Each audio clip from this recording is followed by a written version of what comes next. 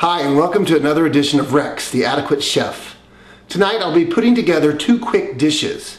The main dish is going to be a chicken dish, which you'll be watching in a later video, and this video is going to be about asparagus. Actually, asparagus tips, or if the French would say it, it's points d'asparagus, something like that. So what we're going to do is we're going to take asparagus, we're going to trim them down, clean them up, and we're going to make them in to these little balls in the top. I'm going to go ahead and try to get a little more FaceTime in front of the camera. I think a lot of my videos are down, so I'm going to be trying to shoot some video up top so you can get to know me and my beautiful face just a little bit more. This is asparagus. Some people love it, some people hate it. Maybe because it's green, or maybe because it makes your pee smell. They say it doesn't make everybody's pee smells, but everybody I know says their pee smells after they eat asparagus. But this is it. Now this is a rather stalky asparagus. What we're going to end up doing is, and I'm just going to show you in a second, is we're going to cut down here and we're going to get rid of some of this harder part of the asparagus, and we're going to use the upper part. Now once we get that, I'm going to bring this closer to you. You'll see there's actually scales. She calls these scales. So even though we're going to cut the bottom of this off, what we're really going to do is I'm going to go back around and we're going to cut each one of these off to give it a nice clean texture. When we're eating it, it should taste delicious. Now, once we cut the tops off, what we have are about 1.5 inch long in 2-inch rounds. And you're going to tie these together in groupings of about 2 inches apiece. You should have had approximately about 2 pounds of asparagus. I have about a little less than that, only because there's only 2 of us eating, and well, that's a lot of stinky pea. So let's go down to the cutting board and let's see what's happening. Okay, as I mentioned, I'm cooking chicken. Now chicken cooks pretty quick tonight, and my asparagus cooks pretty quick as well. So I'm going to be juggling 2 dishes, and you really want to time it just right because you want the asparagus to come out. You don't want cooked vegetables to sit for very long. Now, as I was saying, this is sort of, notice the knife's just not even going through it. That's because it's hard. And then let me give you a little better look at this. These are the ends. They come out of the ground. They're very sharp. You don't want to chew that. Trust me. You can keep the ends later and make like a. You can use them as a broth, or you can make a puree out of them for soups. But really, for this recipe, we're just going to throw them away. So I'm going to take my heavy knife. Note I'm holding it by pinching my 2 fingers together, and I'm going to start chopping through this. Not heavy. I'm not. I mean, I can cut through that if I want to, but I just want to let the weight of the knife hit it. And notice it pops right through. Once it pops through, we know we're at the tender point of the asparagus. We can just toss that away or keep it later if you want to make a soup. Again, nice and easy, falls right through. Nice and easy, falls right through. That's simple, ladies and gentlemen. And now you got all the hard, nasty stuff. Nothing worse than taking a bite of asparagus and you got a hard end and you just can't chew it, and you're going to end up having to grab your napkin and spit it out. Now the next thing is I just take like a potato peeler, and remember that we spoke about those scales. So we want to descale the asparagus from the tip down. So we're going to keep everything from the tip, and I'm just going to go around and I'm going to find them and I'm just going to cut them right off. I've already prepped all the other asparagus because, as you guys remember, in the bacon segment of Boeuf Bourguignon, it took quite the time to go through the bacon, and I had to insert the snazzy, cute music to keep you guys watching because, well, you know what? I got bored just editing it. I couldn't imagine you actually having to watch it. I wasn't too bright. I did all this work, and I cut all the asparagus, and then she says to take the 1.5 inch tips and tie them together. Well, once you've cut those little suckers and then you try to tie them into this little bundle, you know, unless you got 6 hands, which I don't, it's not that easy. So I started thinking, which I do a lot because I'm a thinker. Bing. I started thinking, why did I do this before I cut everything? Because as we all know, asparagus come in these cool little things called rubber bands. So why don't you take all your asparagus together, take your rubber band, Put them over the asparagus, and look at that. It's gonna hold them together for you. Inventions, huh? That's crazy stuff. Let's go back down to the mat. Okay, I went ahead and put a second rubber band on this. What that's gonna do is stabilize them just a little bit more, because like I said, those little suckers are hard to tie down. So I put the rope underneath it. Obviously this is gonna be much easier than when they're cut in little pieces. We're gonna tighten that down. I don't know why, honestly, I don't know why she has you tie the asparagus into little groupings. And I don't think that's really gonna hold, so we're gonna try to do this one more time. She never really states why.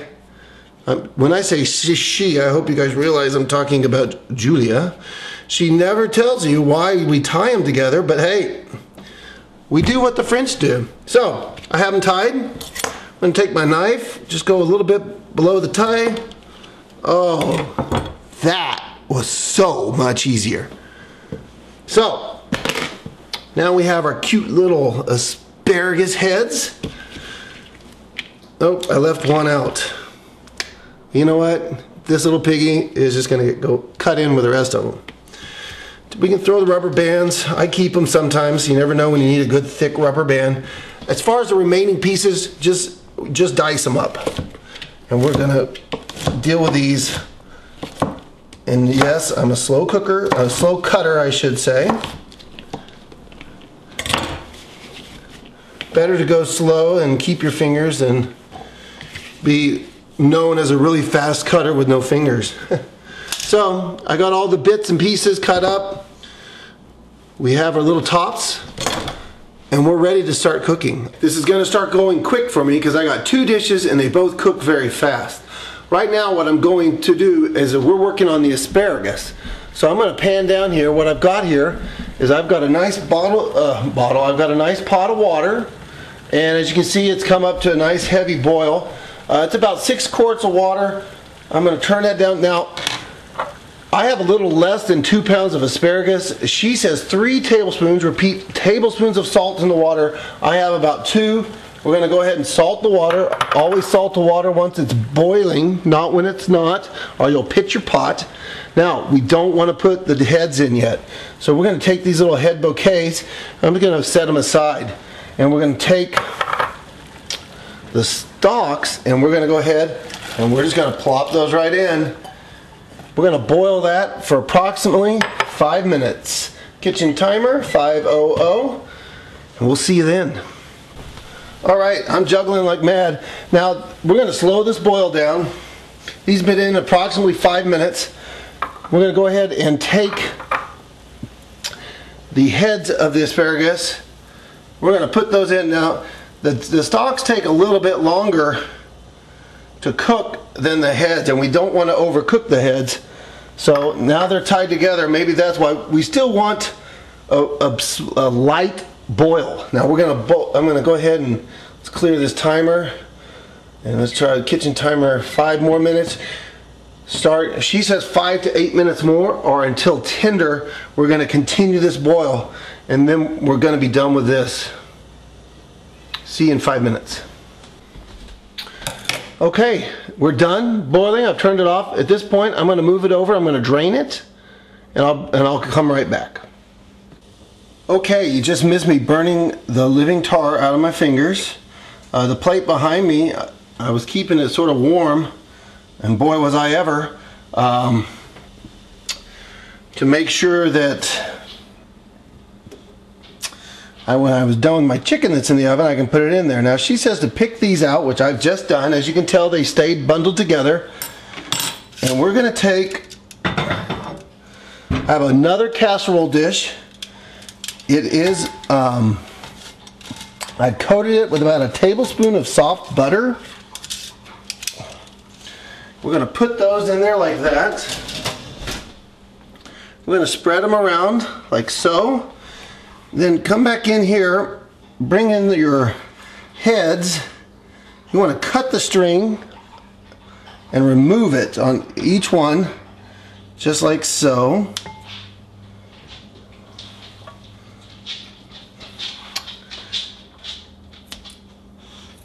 Oh, there it comes out. Now, she says just position these along the top. As you can see, it's really filling the top up nicely. And at this point, we're going to sprinkle. I'm going to taste one. They really don't need much salt. I'm not going to salt them at all. She said sprinkle them with salt and pepper. I'm going to put some fresh ground pepper on them.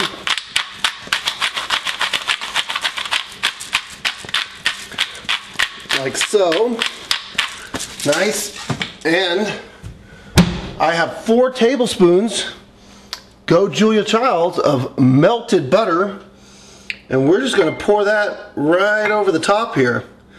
Now, I don't know what it is with the French and wax paper covered with butter. I'll have to research that for you. Take a piece of wax paper the same size as the casserole, cover it butter side down, stick it in there on top of it like that. Once you have the wax paper on it and you have the lid, we're going to put it on the stove. Turn the stove on for just a second. Just heat it. Here we are, over here. I'm just going to heat that a little bit on the stove. Once we heat it up on the stove here, we're going to go ahead and cover it. We're going to put it in the oven for approximately 10 to 15 minutes on about 325 degrees. Now, I'm currently cooking some chicken. It's in the oven at 400, so we're just going to have to smudge that because they're big chicken breasts and they're not getting done like I hoped they would.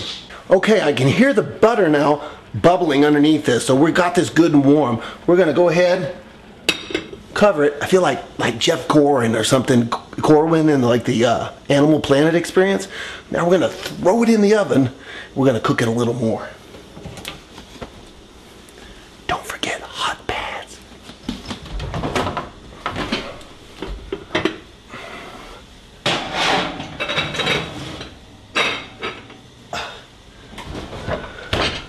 Okay, I just had a really bad thing happen in my kitchen. You're going to see it in the next episode. Stay tuned. You're going to like this one. But I did just pull the asparagus out. Approximately done. They look good. I'm going to just take a couple of bites here. Oh, they're very soft. They're very hot. They just came out of the oven. I'm not in the mood to burn the living tar out of my mouth. I might have cooked them a little bit too long, but they are good. Thank you for watching. Really, watch next week. You're going to like it.